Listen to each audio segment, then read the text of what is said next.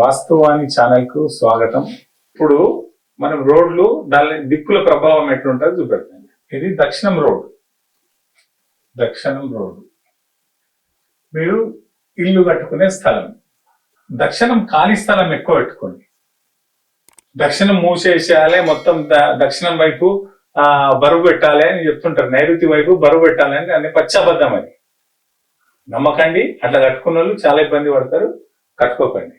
ఈ దక్షిణం రోడ్ ఉన్నప్పుడు దక్షిణం ప్రభావితం చేసే దిక్కు మీకు లోపల దాకా రాదు. ఇట్లా మెట్లు వేసుకోవడం, ఇక్కడ మెట్లు వేసుకోవడం, ఇట్లా లాట్రిన్ బాత్రూమ్ కట్టుకోవడం వల్ల నష్టం జరుగుతాయని లాభం ఉంటుంది. అప్పుడు ఏం చేయాలి? బ్యాక్ సైడ్ మొత్తం మీరు బ్యాక్ సైడ్ ఏం చేసుకోవాలన్నా చేసుకోండి. మెట్లు వేసుకోండి, ఏదైనా వేసుకోండి.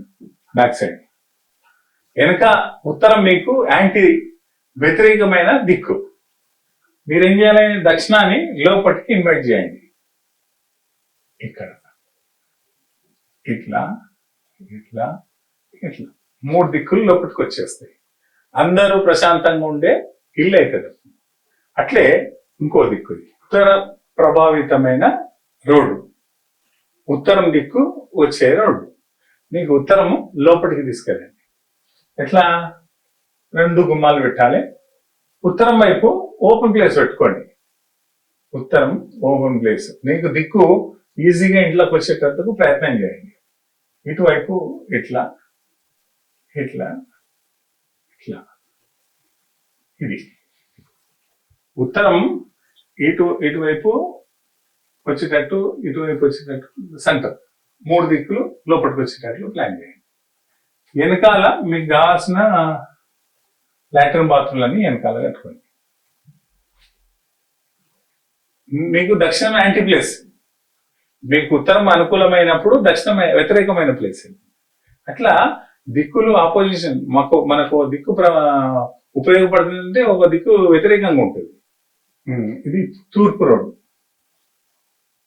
దీనికి సేమ్ తూర్పు. దీనికి ఇట్లా 2 గుమ్మాలు పెట్టుకోండి. ఇది ఈశాన్యం చూస్తుంది, ఇది ఆగ్నేయం చూస్తుంది. 3 దిక్కులు ఇట్లా వచ్చేస్తాయి. ఓకేనా? ఇట్లా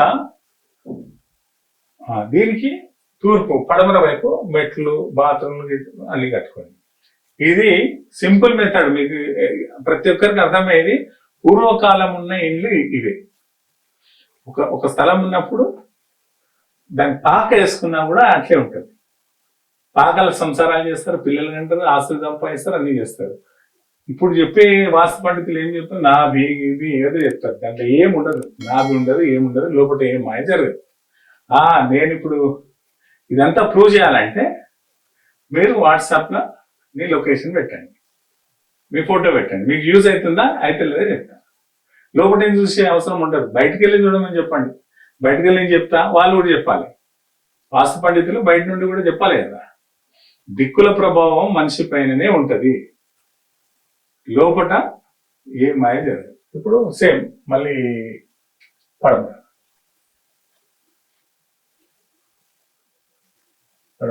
డోరు,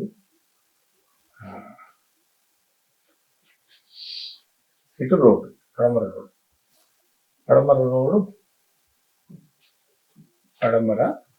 ఈ రోడ్డు ప్రభావం ఏం చేస్తుందంటే పడమర నైరుతి వాయువ్యం, పడమర